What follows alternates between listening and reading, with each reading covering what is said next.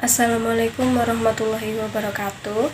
Kami dari kelompok 13 akan mempresentasikan hasil diskusi dari kelompok kami mengenai Good Corporate Government Lembaga Keuangan Syariah dengan kelompok kami yang beranggotakan Muhammad Lutfi dan saya Siti Barokah Rani serta teman saya Sukmadian Ayu Najibah. Baik, dalam kali ini kelompok kami akan mempresentasikan mengenai Good Corporate Government. Yang pertama ada latar belakang dari Good Corporate Government, dan yang kedua pengertiannya, dan yang ketiga dasar Good Corporate Government dalam Islam serta pentingnya pedoman Good Corporate Government dan implementasinya dalam lembaga keuangan syariah, dan yang terakhir tantangan Good Corporate Government dalam lembaga keuangan syariah. Baik, untuk selanjutnya yaitu latar belakang Good Corporate Government.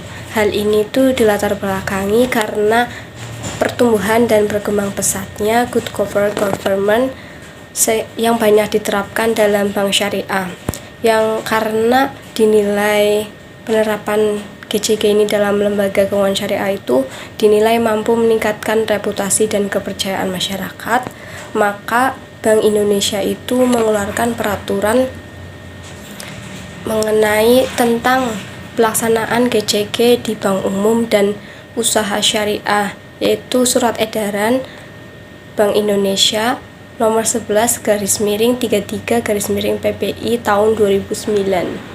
Baik, untuk selanjutnya yaitu pengertian Good Corporate Government. Good Corporate Government itu berasal dari bahasa Inggris, yaitu good yang berarti baik, corporate yang berarti perusahaan, serta governance yang berarti pengaturan. Nah, secara umum itu istilah Good Corporate Governance diartikan dalam bahasa Indonesia yang berarti tata kelola suatu perusahaan yang baik. Istilah ini juga dalam perbankan diartikan dengan tata kelola bank yang baik. Baik, selanjutnya saya akan menjelaskan mengenai dasar GCG dalam Islam.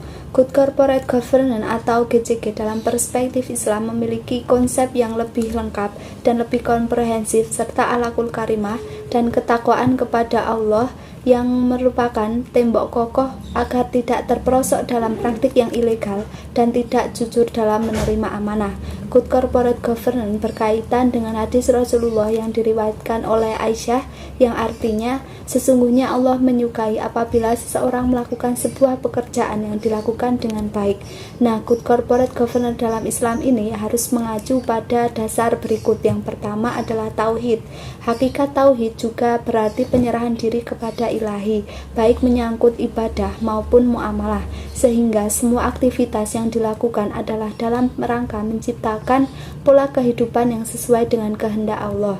Nah, apabila seseorang ingin melakukan sebuah bisnis, maka terlebih dahulu ia harus mengetahui dengan baik hukum agama yang mengatur tentang perdagangan, agar ia tidak melakukan aktivitas yang haram dan tidak merugikan masyarakat.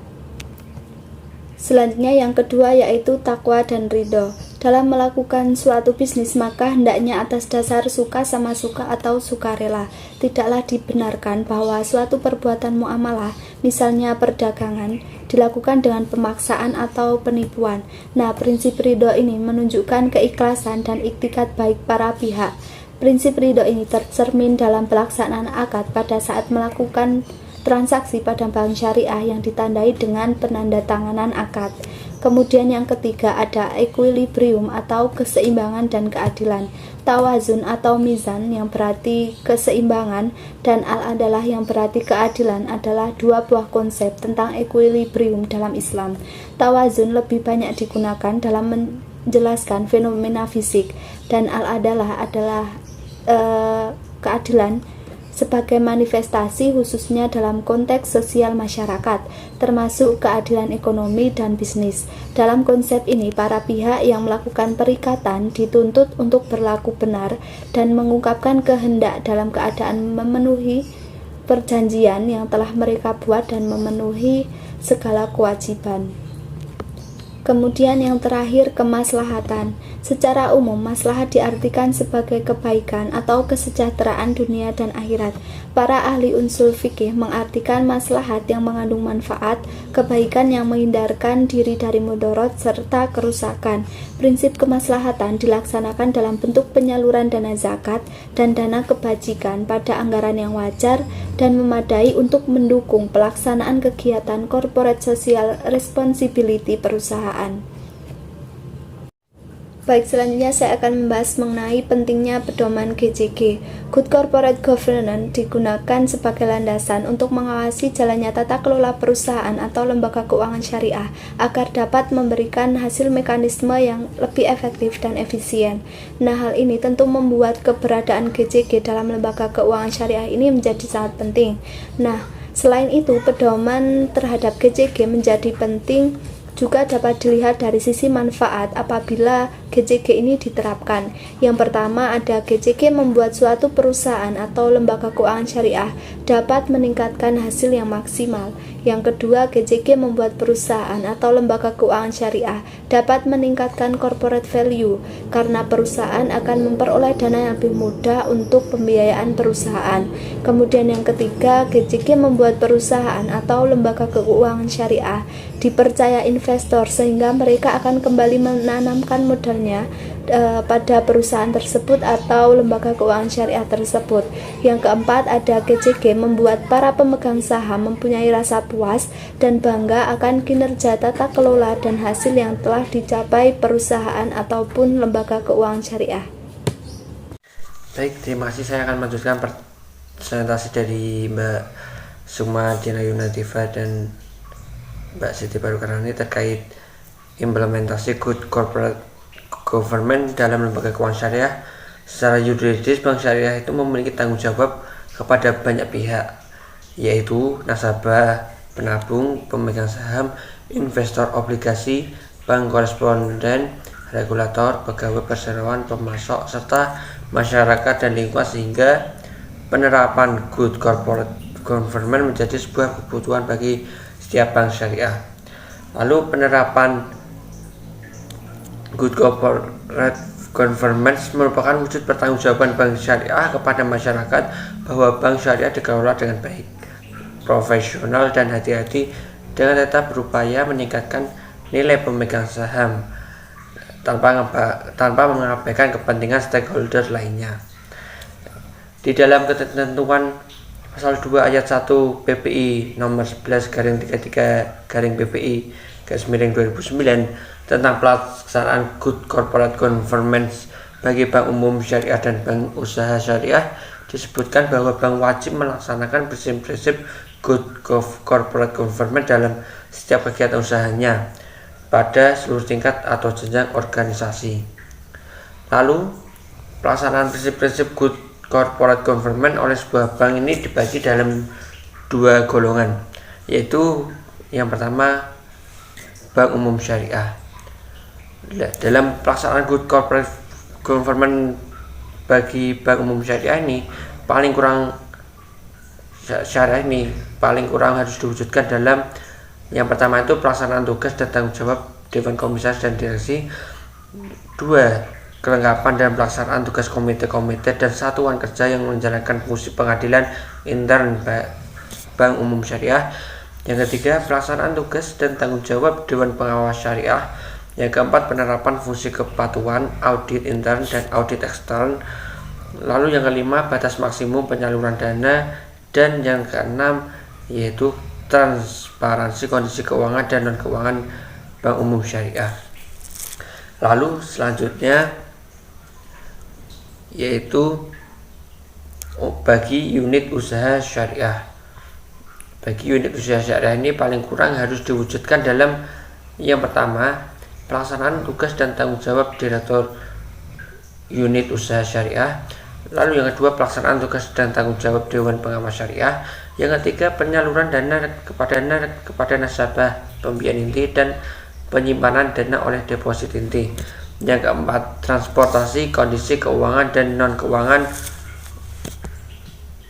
unit usaha syariah. Lalu selanjutnya untuk tantangan Good Corporate Governance dalam lembaga keuangan syariah, aktivitas bisnis ini tidak akan terlepas dari kondisi lingkungan yang melandasinya. Begitu pula dengan penerapan good corporate government yang sudah tentu akan dipengaruhi oleh berbagai komponen yang ada di sekelilingnya. Komponen-komponen tersebut ini tidak selalu bersifat mendukung, namun ada juga yang akhirnya menjadi tantangan atau kendala dalam aplikasinya. Berikut ini lalu apa saja tantangan yang dihadapi oleh penerapan good corporate government dalam lembaga keuangan syariah di Indonesia. Yang pertama itu kendala hukum. Good corporate government harus menjamin perlakuan yang sama dan perlindungan atas semua stakeholder dari berbagai kemungkinan penyalahgunaan oleh pihak-pihak tertentu. Di Indonesia, pemegang saham minoritas dan stakeholder lainnya hanya mempunyai sedikit celah untuk melindungi diri mereka terhadap tindakan penyalahgunaan yang dilakukan oleh pemegang saham mayoritas. Dalam sistem hukum kita, mekanisme terhadap tindakan seperti itu memang sudah diatur, tetapi karena masih lemahnya penegakan hukum dan praktek pengadilan, maka efektivitasnya menjadi terbatas. Lalu yang kedua, kendala budaya. Di kendala budaya ini terdapat suatu pandangan bahwa praktek good corporate government hanyalah merupakan suatu bentuk kepatuhan terhadap peraturan atau ketentuan dan bukannya sebagai suatu sistem yang diperlukan oleh perusahaan atau lembaga keuangan syariah untuk meningkatkan kinerja. Hal ini malah mengakibatkan aplikasi good corporate government ini tidak sepenuh hati dilaksanakan sehingga efektivitasnya menjadi berkurang. Lalu yang ketiga, terkait kendala lingkungan bisnis. Di lingkungan bisnis, sebagaimana kondisi yang umum terjadi di saat ini, bahwa terkadang dalam lingkungan bisnis perusahaan atau lembaga keuangan syariah selalu saja ada rekan yang berusaha memprovokasi untuk melakukan hal-hal berbentuk kecurangan. Dalam kondisi ini, maka praktek good corporate government dapat saja melenceng dari praktek yang seharusnya. Lalu selain kendala hukum, kendala budaya, dan kendala lingkungan biaya, ada kendala-kendala lainnya seperti Bank Syariah di Indonesia ini telah diakui keberadaannya sebagai salah satu lembaga intermediari keuangan yang amat berperan dalam penyediaan dana yang dibutuhkan oleh para pelaku bisnis. Sebagai penyedia dana ini, Bank Syariah sudah semestinya berperan besar dalam memonitor aktivitas perusahaan, termasuk aktivitas manajernya dalam penggunaan dana. Dalam berbagai kasus dilihat bahwa fungsi monitoring ini tidak berjalan secara efektif. Bahkan hal itu sudah terjadi selama proses penilaian terhadap proposal pembiayaan yang diajukan. Hal ini dapat dilihat dari kasus-kasus disetujuinya proposal pembiayaan yang tidak atau kurang fleksibel sehingga pada akhirnya menimbulkan masalah dalam pengembaliannya, kemudian menyebabkan kredit macet. Sekian presentasi dari kelompok kami. Mohon maaf bila ada salah kata dan tutur kata yang kurang berkenan. Kami akhiri dan kami cukupkan. Wassalamualaikum warahmatullahi wabarakatuh.